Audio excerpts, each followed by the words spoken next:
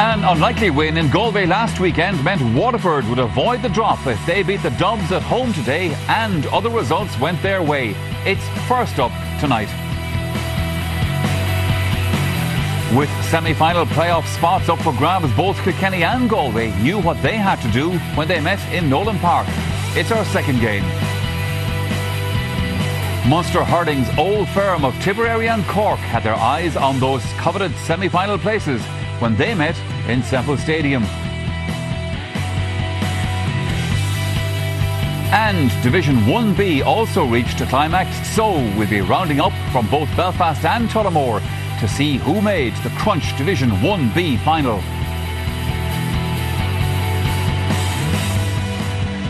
Hello and welcome once again. It's the first Sunday in April and the last round in the league proper of the Alliance Hurling League, and still issues to be resolved this afternoon. And here to resolve the issue of analysing the weekend's activity, I'm joined in studio tonight by Eddie Brennan and also by Liam Sheedy, and of course I'll be chatting to them in a little while. But the Division 1A campaign has been a frustrating one for both Waterford and Dublin, although both counties did pick up their first points of the league last weekend. However, when they met this afternoon in Dungarvan, relegation was still very much on the agenda. Our commentator at the Fraher Field was Marty Morrissey. Relegation is top of the agenda here, especially for Waterford, who must win to have any chance of avoiding a playoff and meeting Dublin again in 2 weeks' time in Nolan Park. Here is the Waterford team, with Adrian Power between the posts. Liam Lawler and Michael Brick Walsh man the central defensive positions.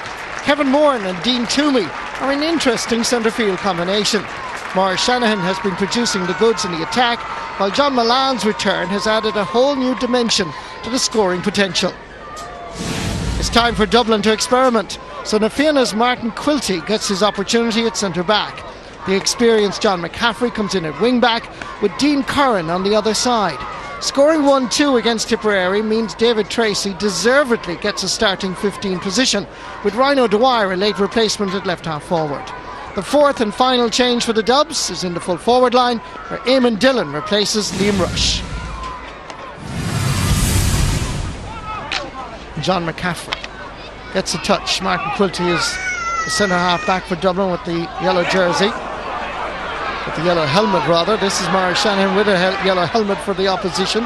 Back out fares Gavin O'Brien, and that has a lovely curl in it, and it curls inside the post for Gavin O'Brien's first point of the game. Maurice Shanahan giving it out to O'Brien, and the finish was top class. Torrig Mahoney again goes down towards John Milan. His battle with Rory Traynor is going to be interesting. It's Milan into the centre. Good calling by Gavin O'Brien. Nice turn. And the finish isn't bad either. Inspired again by John Milan. Gavin O'Brien's delivery was superb. Down far is David Tracy. Flicks it inside, far as Eamon Dillon. Keeping him company, Aidan Carney. Dillon on the turn. And that is over the bar.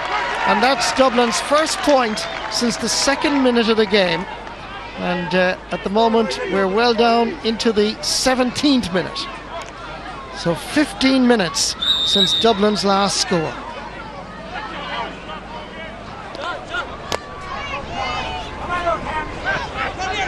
Down towards Eamon Dillon. Cross, it's more than a cross. That's a fantastic point off the stick of Eamon Dillon. Great score from just along the sideline.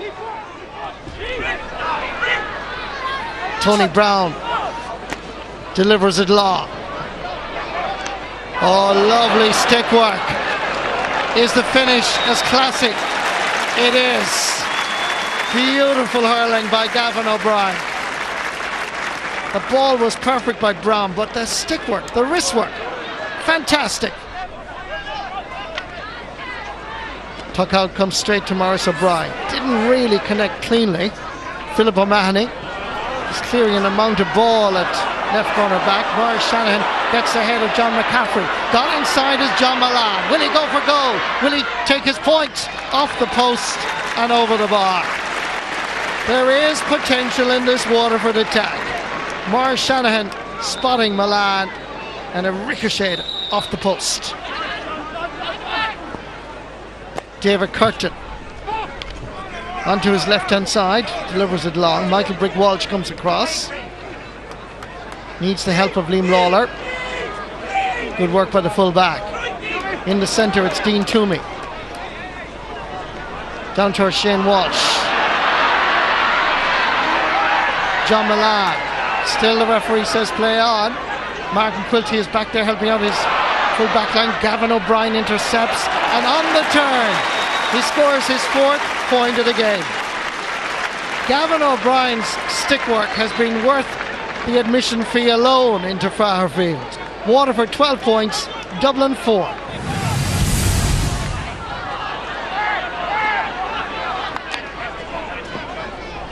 Oisín Goff down towards Ross O'Carroll, sending that one in and sending it over the bar. Well, there's an introduction of a substitute. Hardly on the field 20 seconds, and Ross O'Carroll gets the better of Philip Mahoney and gets a point. Excellent score, 13 points to 6. Dean Curran,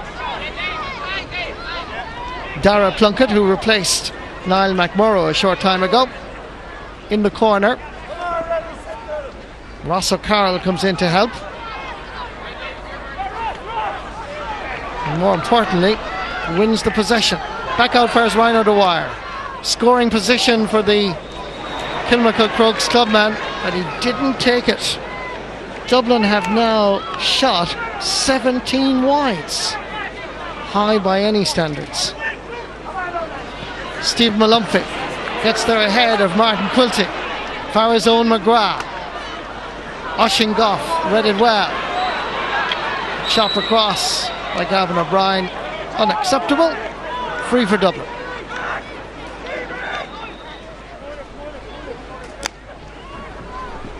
This one going to drop in. It's there for Dublin, but it's Waterford that regain it. Out far is Dean Toomey, under a little bit of pressure from David Curtin.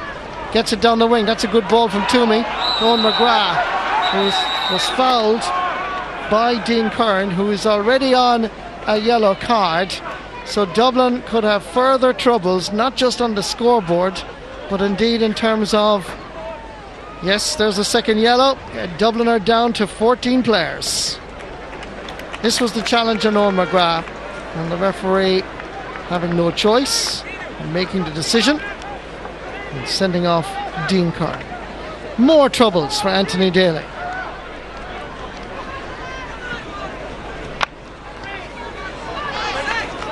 David Tracy, Shane O'Sullivan with him. Tracy's effort is a really good one. It's his 2nd point of the match, and he was under tremendous pressure from Shane O'Sullivan here, but he judges the flight of the ball, hits it perfectly. Niall Corcoran gets a toe to it. Martin Quilty underneath it, has to release it. Back first John McCaffrey, all the way back to the goalkeeper Gary Maguire. Seemed to touch the ball on the ground, but gets away with it. He's under pressure here. Niall Corcoran, and eventually they get it out first their own 65-metre line. Dean Toomey underneath it. Quick ball first John Milan, puts the brakes on, turns to the other side, floats it high and hits it straight between the posts. He's done it so many times in the past. When you're under pressure, you give it to the man with a cool head. Stephen Daniels gets a touch. Dean Toomey over towards Owen Kelly. What about his first touch? Is it creeping inside the goal post? Welcome back, Owen Kelly. It gives Waterford a 6-point advantage. What about that for an arrival? And a shot straight inside the post. Ball comes loose. Dublin keep the pressure on.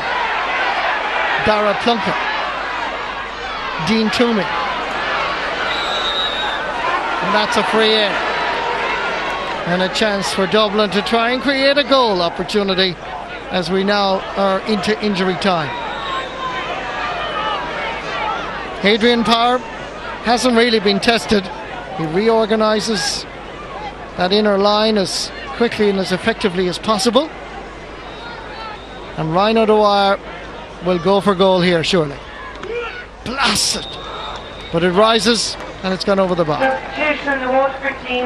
This just had a little bit too much height in it. Number 9, James Gilman.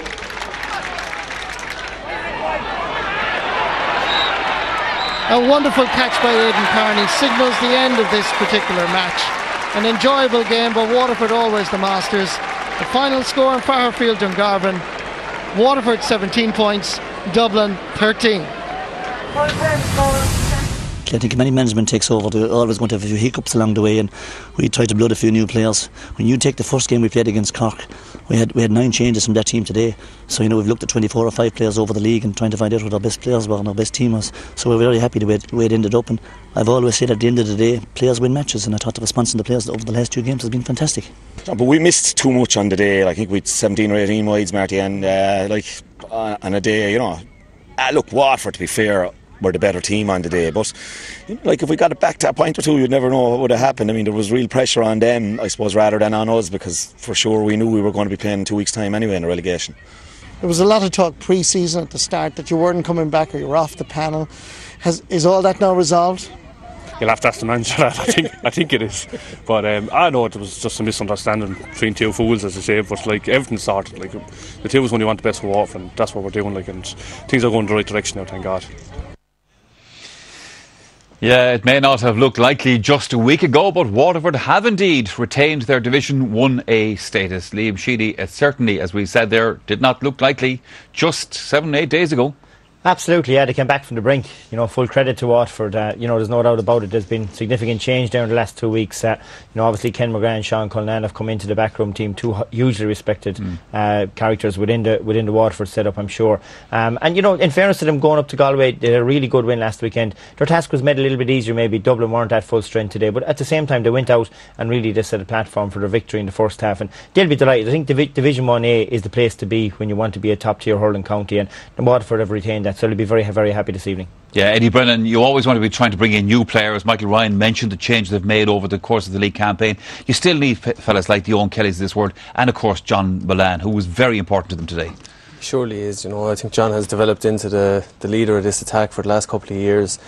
While he wasn't at his best today, he still was the go-to man. In every aspect of their play, they were always looking up to try to find John with every ball, and I think they pulled their half-forward line very deep today. We see it from the clips. They were pulling them out to the half-forward line. This is the first bit. This one aspect of corner forward play you don't get highlighted too often. A great hook by John Milan, and it created a simple point there for Maurice Shannon. But very good hook and putting pressure on the defence, forcing them to make a mistake.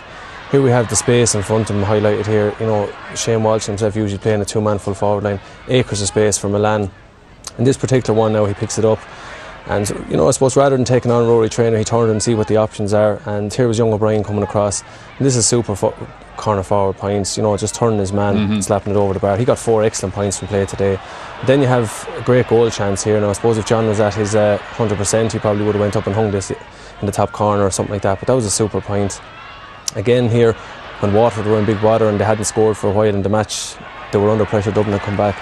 Super, typical John Milan point really, when they really needed it, and I suppose they had gone quiet for a while up front. Sure. Super point. He still has the stuff, there's no doubt about that. Anthony Daly there in the little interview acknowledged the fact that Dublin did have a lot of wides today, and they probably didn't do themselves any favours from that point of view. No, their shooting today was quite poor, in fact. And again, I mentioned earlier on the year, they looked like lads who were a little bit quite heavier, not as fit as they could be. But this is a great ball from John McCaffrey. I suppose wasteful, really looking straight to a Waterford man all on his own.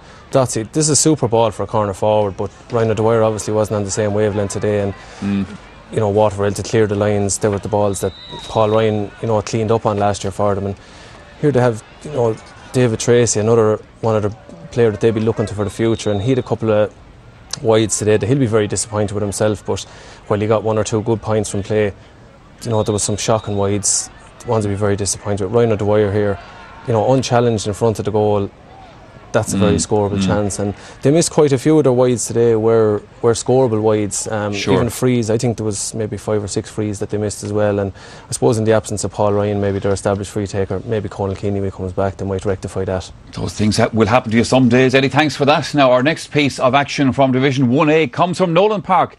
Now, up to last weekend, Kilkenny and Galway were going along nicely in the division, but then both suffered defeats. Kilkenny going down to Cork, while Galway had an unexpected loss in the West to Waterford. Well, that meant that Galway needed the points this afternoon to make sure of staying out of a relegation playoff. The commentator at Nolan Park was Darragh Maloney. Richie Power misses out for Kilkenny because of suspension, so Matthew Ruth comes into their 15. Killian Buckley is the new man at midfield alongside Michael Fennelly, and Richie Doyle comes in at left half back. Niall Donoghue is a late addition to the Galway full back line, with Declan Connolly ruled out this morning because of injury. David Burke also misses out, so Barry Daly moves to midfield. James Regan starts in at corner forward. Jamie Ryan replaces James Skehill in goal.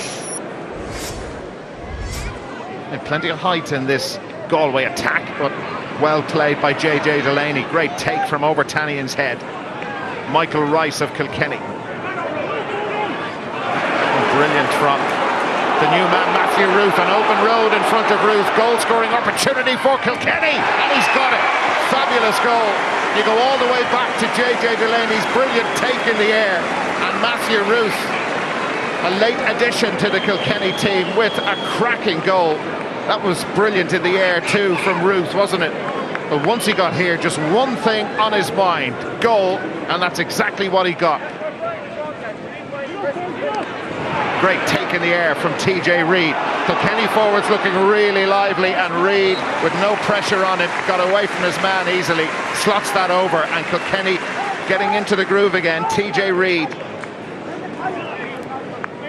1-2 to 2 points.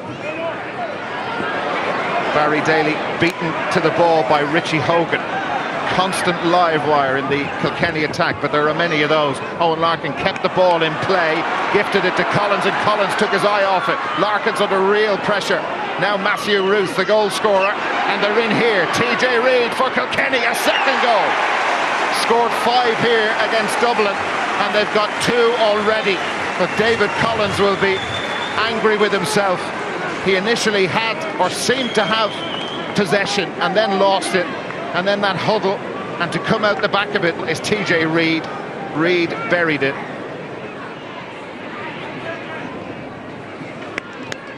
Galway need a couple of scores just to get the confidence back again. And that effort from Andy Smith looks really good, and is good. Brilliant point from Andy Smith.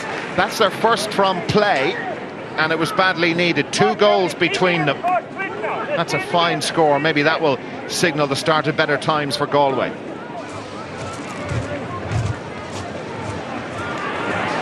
Killian Buckley, new Kilkenny midfielder. Like so many of these young players, they have such high hopes for him. Another one, Richie Doyle, real stylish looking hurler. That was for Larkin, but David Collins relieved to get to it, but Collins has made a mistake. Here's Larkin. Larkin's persistence, will it pay off in the shape of a score? Oh, and it's a brilliant goal from Owen Larkin.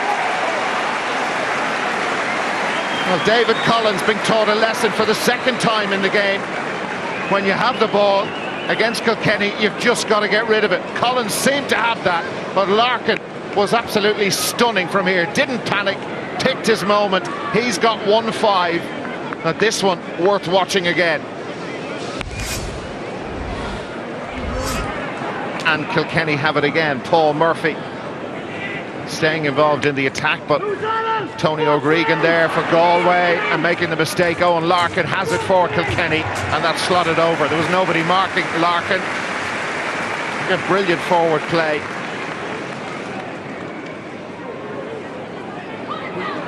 And Fennelly wins it back for Kilkenny again.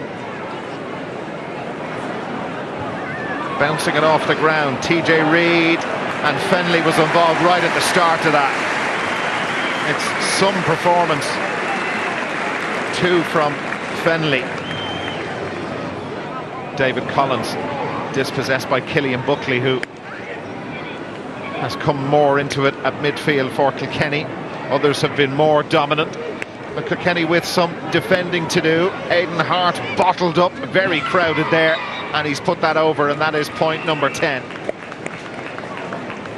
And there's Henry Shefflin with the Kilkenny substitutes today, still not ready to come back into the Kilkenny team, but what a force they will be when he comes back into their forward line. It's in towards Colin Fennelly.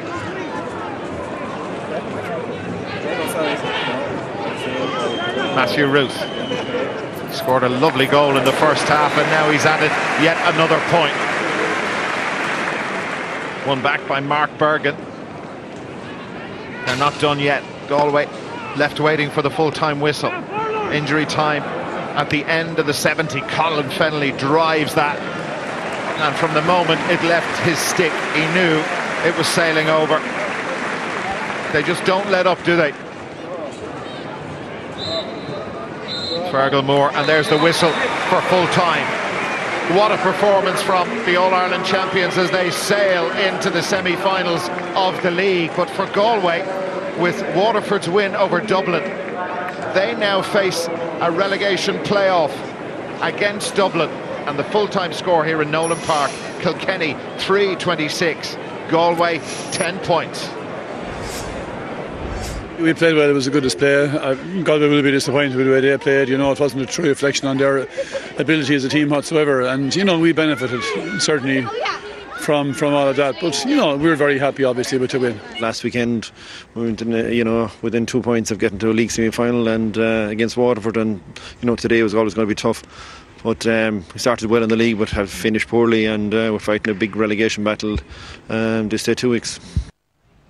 Yeah, Kilkenny back to their winning ways. Galway back to the drawing board. Liam Sheedy, Kilkenny are never easily beaten in Nolan Park or anywhere else, I suppose, for that matter either. But I think Galway fans would have expected a little bit more to the side than that.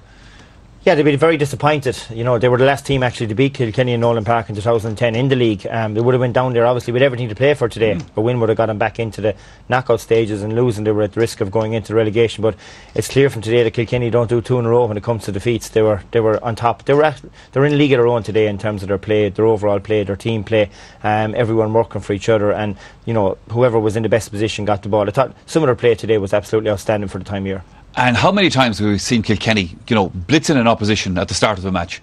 Yeah, you know, they're experts at it, you know, and this man here beside me done it many a time too. But, you know, they really are good at it because, you know, when they smell a goal at all early on, they really do go for it. And, you know, you see great movement here. JJ Delaney, you know, grabs the ball out of the air. And again, Michael Rice, you know, it's route one really. You know, I mean, their aim all the time is to win their own ball. And here's a guy you wouldn't normally expect to be winning his own ball. Matt Root, new guy onto the panel. And, you know, the movement off, because everyone just starts to move and all of a sudden it opens up in front of him. And he strikes. You know, Jamie Ryan might be disappointed he didn't get a stop at it, but a great goal and give him a platform to build on, you know. And all of a sudden then they're on a roll. And again, TJ Reid, who went out centre forward today, you know, struck 1-6 from centre forward today. You know, you think with no Henry Shefflin and no Richie Power, who's going to lead the attack, up steps TJ Reid and finishes with a personal tally of 1-6. And again, Richie Hogan, very good to play deep, went back into his own half back line. And you know, David Collins will be very, very disappointed with this. You know, he really should have had the ball gone. And you know, Owen Larkin and they're breaking through, and you think maybe the danger's over. There's 3 Galway players there, and all of a sudden on comes TJ Reid, breaks onto the ball, and he balls in the back of the net. Here we are, 13 minutes into the game. It's 2-4 to 3 points, and there's a massive hill to climb. The game of hurling, of course, has evolved down through the years, but at the same time, Kilkenny are still good at some of the traditional elements of it, like their aerial power is still fantastic. Yeah, I think every team are always talking about having a ball winner, but like in Kilkenny, everyone seems to be able to win the ball. You know, it's just amazing the way they're able to win, you know, the high ball and just win primary possession, because everything starts from winning primary possession. And you had it in several occasions again today. As I said, you know, TJ Reid, who we spoke about earlier, here he is, you know, early on in the game, Fergal Moore, really good centre back, and up he gets and grabs the ball out of the sky. And, you know, he'd done this on numerous occasions again, you know, from either in front of his man or behind his man. And again, when he comes down, the ball is given to the right option. You know, here comes Colin Fennelly, got 3 excellent points in play today and worked tirelessly, and the ball is just planted over the bar, really simple scored. And again, you know, ball out in the middle of the park, Michael Fennelly, up he comes. And you know what you have to watch for here is that it's not a silly ball. You know, all the time they're thinking team. You know, a new guy in there, Killian Buckley, sees Michael Rice working off his shoulder over the bar. Michael Rice finished with 3 points today, again from really good passes. And I think, you know, this, everyone probably thought this was Tommy Walsh. Here we go. New guy in. Killian Buckley, another guy in a red helmet, definitely one to watch out for. A fabulous catch, and flicks the ball on breaks on TJ Reid. And watch here, there's Colin Fennelly. He could have given it to Michael Rice, could have given it to TJ Reid. TJ Reid takes the ball, simple ball over the bar. They finished with 3:26 today. They were absolutely outstanding, won both halves easily, and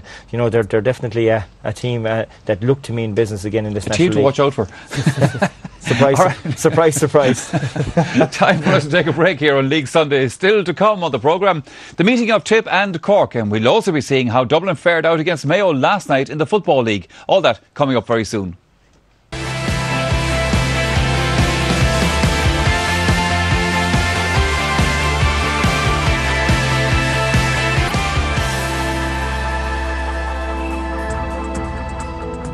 Looking ahead to during the week here on RTE Television, more from the Champions League. Our live game is the second leg of the quarter-final between Chelsea and Benfica, and our coverage starts here on RTE2 at 7:30.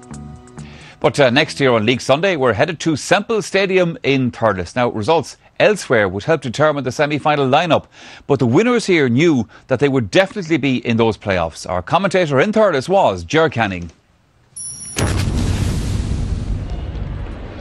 Tip's defence, which was sorely tested by Dublin last weekend, is boosted by the recall of three experienced campaigners. Brendan Cummins returns in goal, skipper Paul Curran anchors the full back line, while Conor O'Mahony is fit to start at number 6. And up front, the full forward line is strengthened by the presence today of John O'Brien in the left corner. By comparison, Cork gave a ringing endorsement to the 15 which started against Kilkenny in Páirc Uí Chaoimh. Lorcan McLaughlin and Darren Sweetenham have been forging a promising midfield partnership. Conor Lehane at wing forward has been receiving glowing reports, while Paddy O'Sullivan has continued to underline his quality with consistent showings at full forward. Barry Kelly gets the match underway, and straight away Tipperary tried to apply some pressure, but that's broken up there by Owen Cadigan, all the way down towards his full forward. Paddy O'Sullivan leaving it there, Patrick Horgan getting onto it and having the first shot and putting it over the bar. 16 seconds gone. Cork's first attack, they go in front in this 55th ever meeting in the National League of these age-old rivals. It was left by O'Sullivan for Horgan, and what a very good finish. Cut out by Cadigan. Sholago Halpine setting it up here for Jamie Colin, and Jamie Colin strikes it from a distance. 3 shots on the target by Cork, and they lead by 3 points to 1. And Jamie Colin from Newtown taking over from Ben O'Connor, number 13, same style, same club.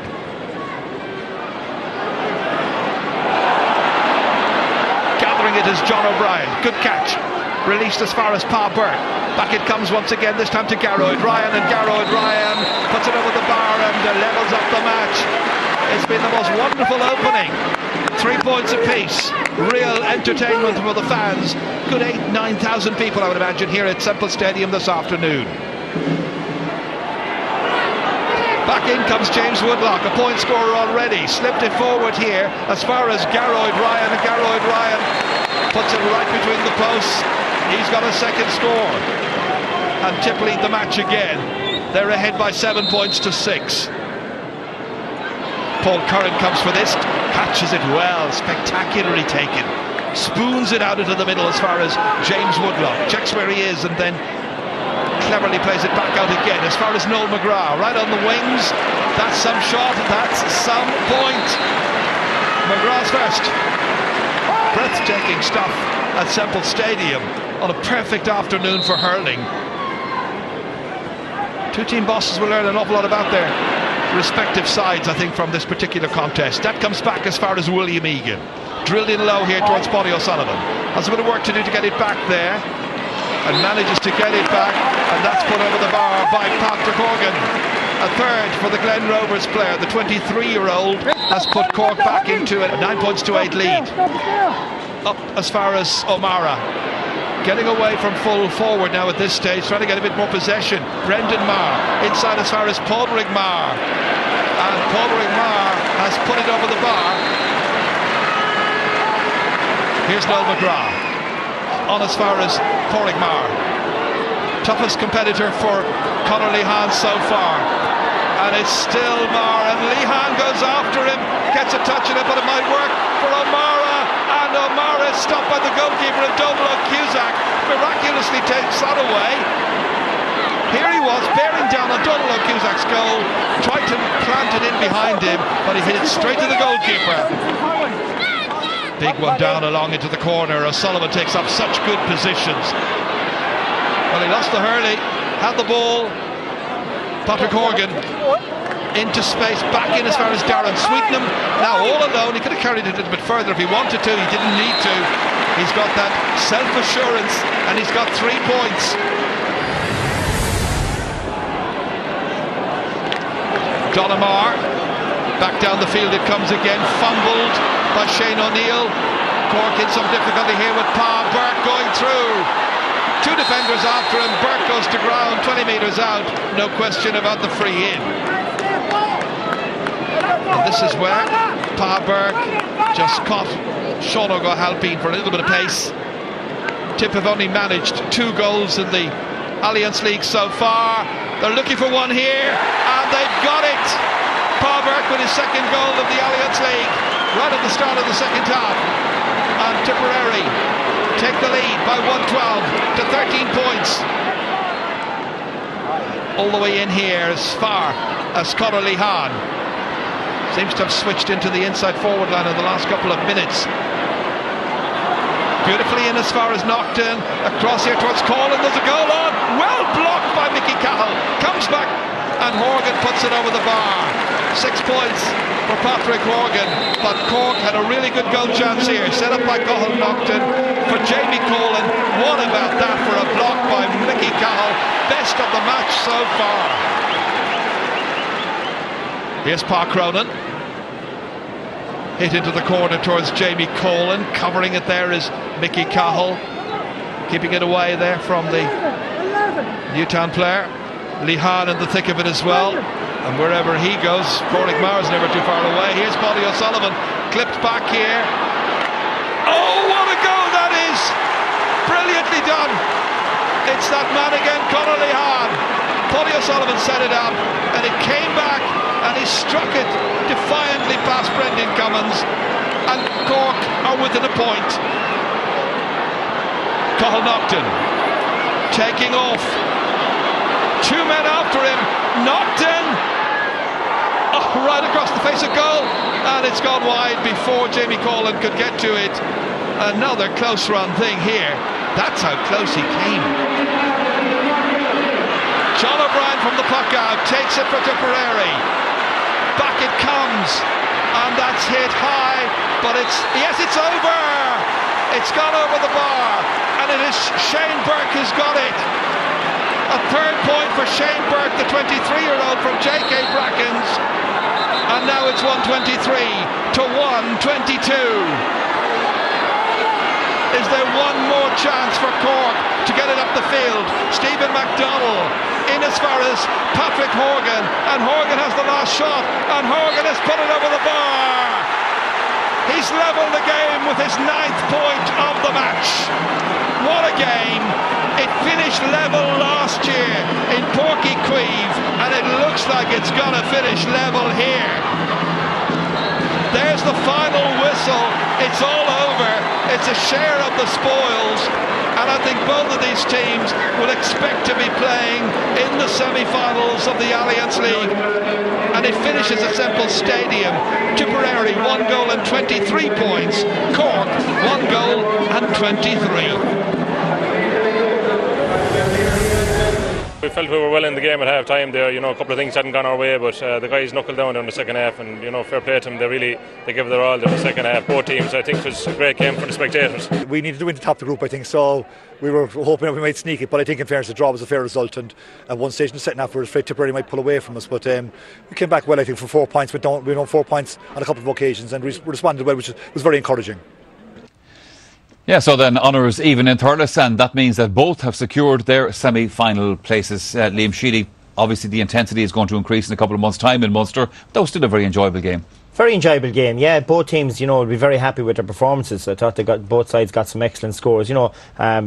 Cork got 119 from play and Tip got 21 points in play. So significant returns from play, and as I said, some very, very good passages of play. So well worthwhile. Both teams, they'll be meeting again in a few weeks' time, and as I said, it'll be very hard to pick the winner.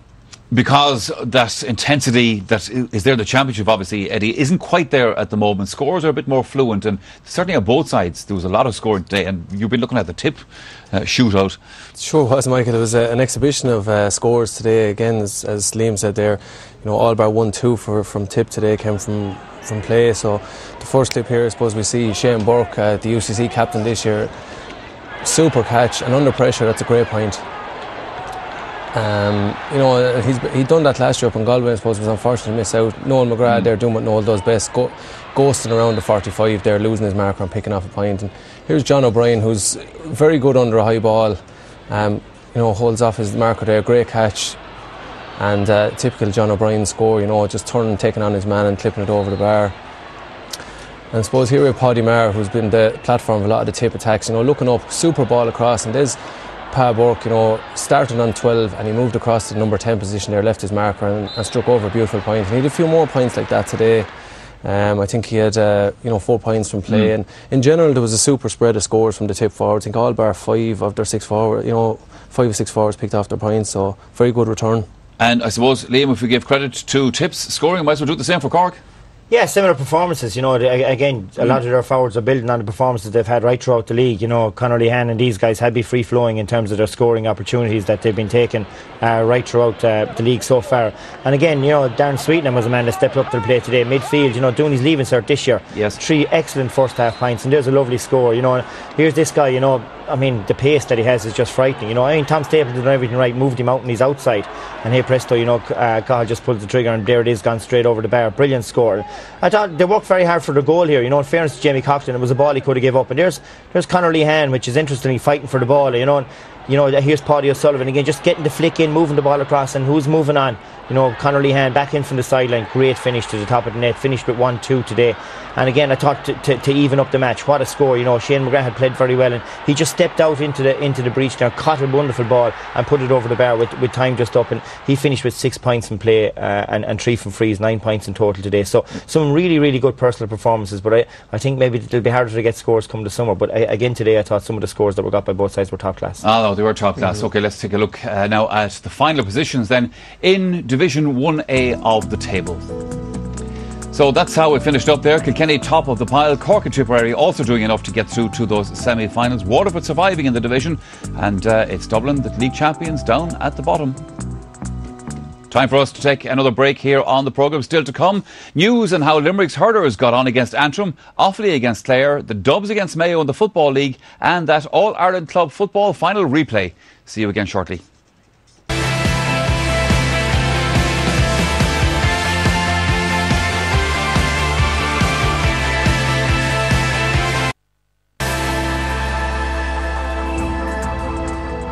Live sport here on RTE2 television on Good Friday. That's from the Airtricity League. It's St Patrick's Athletic against Shamrock Rovers, and the programme starts at 7 o'clock. Well, still to come here on League Sunday, last night's meeting of Mayo and Dublin in their rescheduled Alliance Football League fixture.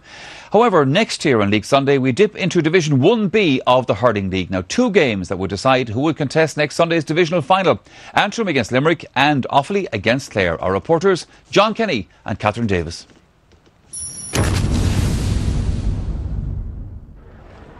Limerick were hoping that Clare would do them a favour by beating Offaly in Tullamore, as victory over Antrim at Casement Park would have taken them to the Division 1B final.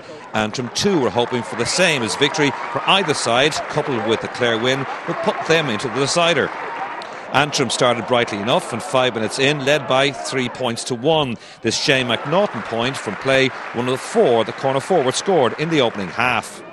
But after that opening salvo, it was Limerick that took complete control, and 22 minutes in they got their opening goal as Shane Dowling blasted it close and free to the net to give his side a 6-point lead. By half-time that advantage has stretched to 10, and it was another free from Dowling that helped extend that advantage as he scored despite the amount of Antrim defenders standing on the line. Antrim may have been behind on the scoreline at half-time, but their supporters did have something to cheer about at the break as the victorious Lochiel Shamrock side, the All-Ireland Club hurling champions, showed off their silverware.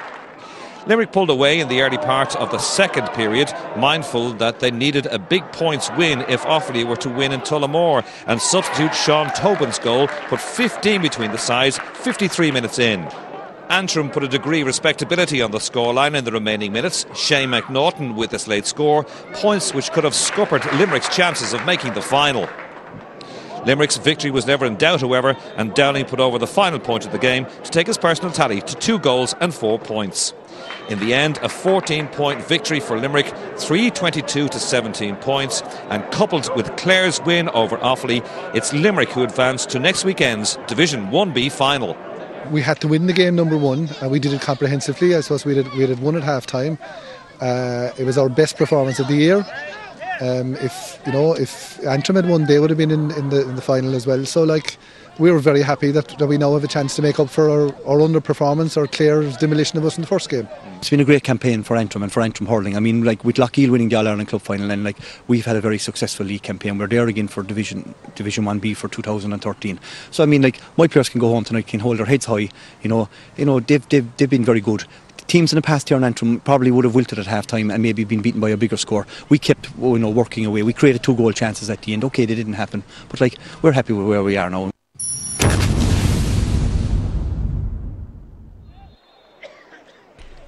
With Clare already qualified for the Division 1B final, Offaly had a chance to join them if they could manage a victory at home in Tullamore this afternoon. But it was the Banner who started brightly, with a direct ball into the forwards paying dividends when it broke kindly for the lively corner forward Cathal McInerney to score. Fergal Lynch, wearing number 12 but playing in the full back line, then saw red for an off-the-ball incident. Cork referee John Sexton consulted with both umpires before issuing the Clare man with a straight red. Both teams employed a very direct brand of hurling at times, which bore fruit for Offaly in the shape of a Sean Ryan point to leave the slimmest margin between the two teams midway through the first half. Clare showed they could mix it as well with some lovely interplay, resulting in this gem of a score from midfielder Liam Markham, which helped the Banner into a 3-point lead at the half-time. Cue the customary second-half comeback from Offaly, who stormed into the game after the break, with the mercurial talent of Shane Dooley impressing once again.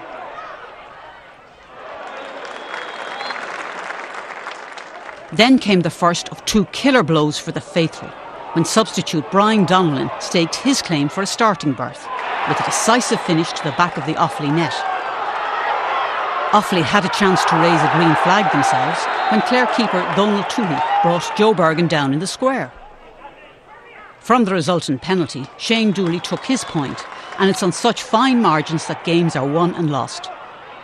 A sucker punch goal coming down the home straight when a miss-hit shot broke for Cathal Chaplin. His first-time strike dispatched to the net, and in the process it ended Offaly's league aspirations for this season. It ended Clare 214, Offaly 19 points. Fair play to Clare, they stayed in the game, stayed with us the whole way. And we missed a few chances there, we could have been a bit further ahead. That wasn't the case, and they got the killer blow at the end, and we just didn't have time to recover. I suppose they had to go to us twice last year. We have to go into Limerick again, and there'll be a good crowd, and it'll be nearly championship-like atmosphere, I'd say there, but looking forward to it. We wouldn't have it any other way. So now we know it's Clare and Limerick for the Division 1B final next weekend. Eddie, there was a lot of talk going into this game between Clare and Offaly about the fact that, it might suit Davy Fitz better if they were playing Offaly in that divisional final, and that they might be trying too hard today. We got the answer. Yeah, they didn't take their foot off the pedal. I suppose the result, as you said, was of no relevance to Clare. They were through to the league final, and looking down the line, Davy will be very pleased with that. And what he has to look ahead now is a promotion final to get up to the big one against Limerick, their neighbours.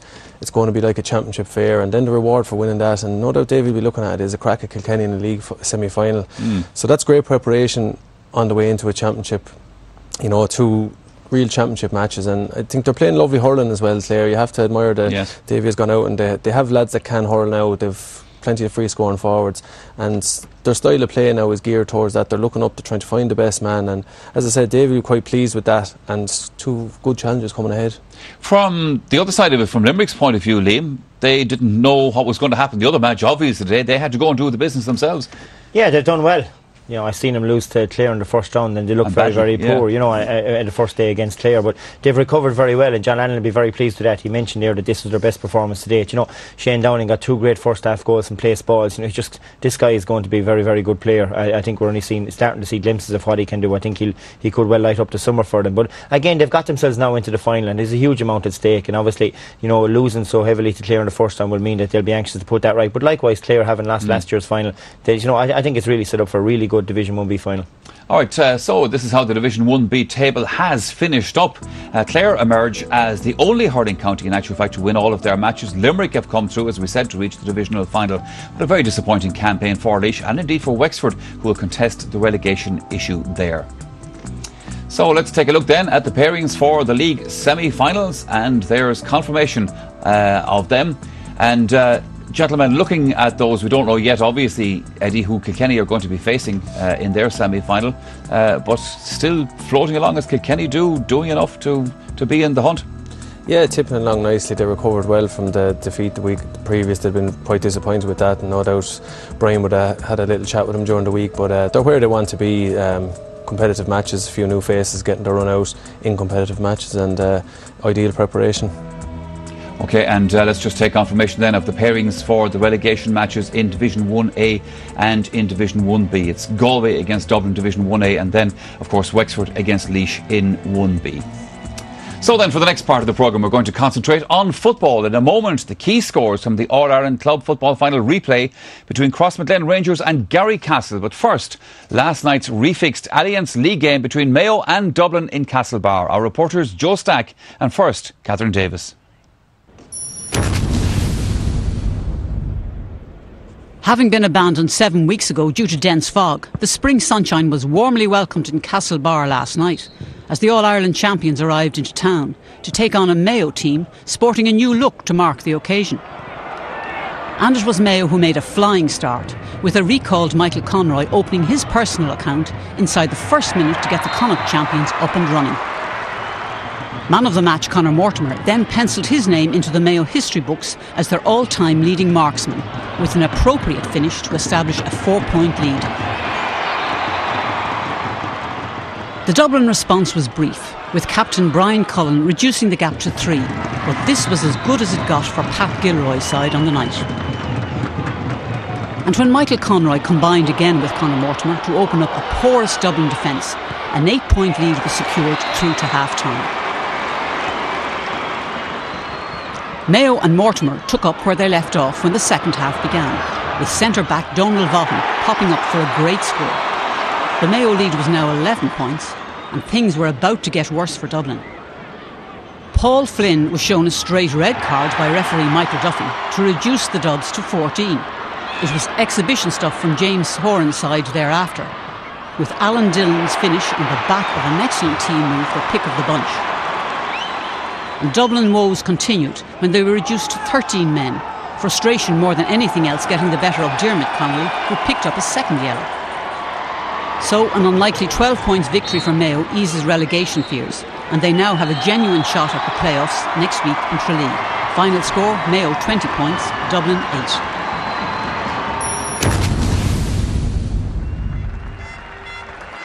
After these St Patrick's Day heroics by both teams, much was expected from Crossmaglen and Garrycastle when they met in Kingspan Breffni Park to finally settle matters in this year's All-Ireland Club Football Championship. The game never really got going as a contest though, and when Cross' first score was a goal, the signs were ominous. An excellent finish by Francis Hanratty, finishing off a classic Crossmaglen move. More sweeping attacking football from Cross, this time Aaron Kernan, who neatly fed Hanratty for a second goal, and Cross were very much in control. The evergreen Oisin McConville rolled back the years with a vintage display, and opportunities like this are easy pickings and helped Crossmaglen to a 10-point lead at the break. There was a brief glimmer of hope for Garrycastle when the Dolan brothers combined just after half-time to reduce the deficit, but Crossmaglen were simply irresistible at times, McConville capping a masterful display with this beauty from the tightest of angles. McConville was taken off shortly afterward to a standing ovation, as the crowd wondered would this be the last time we see the great man in the famous black and amber jersey. One thing is for certain, if it is to be his parting shot, then what a way to go, by helping the men from South Armagh secure a 6th All-Ireland club title. Back-to-back titles with a devastating performance, and All-Ireland champions once more, on a scoreline of Crossmaglen 2-19, Garrycastle 1-7. Well, certainly two very emphatic results yesterday evening, and many congratulations to Crossmaglen, another milestone for them. And that's where we have to leave it then for this First League Sunday for the month of April. But, of course, we're back again a week from now. And indeed, next Sunday, the concentration is on the Alliance Football League, with vital issues still to be decided in terms of the playoffs and also relegation. 8 o'clock again here on this channel. And don't forget also that there's more live coverage of the Football League on TG Cahir. The GAA BO programme starts at 2 o'clock. But in the meantime, just time for me to thank Eddie Brennan and Liam Sheedy, who have been here with me in studio for our hurling chat. Hope to see you in a week's time. Until then, take care.